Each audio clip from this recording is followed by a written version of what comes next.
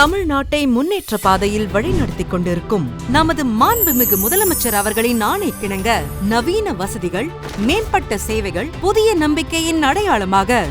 தமிழ்நாடு கட்டட மனை விற்பனை ஒழுங்குமுறை குழுமத்தின் புதிய நிர்வாக கட்டிடம் சென்னை அண்ணா நகர் பகுதியில் ரூபாய் 97 கோடி மதிப்பீட்டில் 56,000 சதுர அடி பரப்பளவில் 10 தளங்களுடன் நவீன தொழில்நுட்பத்துடன் உருவாகியுள்ளது. இக்கட்டிடத்தில் 2 நீதிமன்ற அரங்குகள், தலைவருக்கான அறை, உறுப்பினர்களுக்கான அறைகள், பணியாளர்களுக்கான பணியிடங்கள், கலந்தாய்வு மற்றும் கூட்ட அரங்கு, மக்களுக்கான தகவல் மையம், காத்திருப்பு அறை, ஆவண காப்பக அறை உள்ளிட்ட பல்வேறு நவீன வசதிகள் ஏற்படுத்த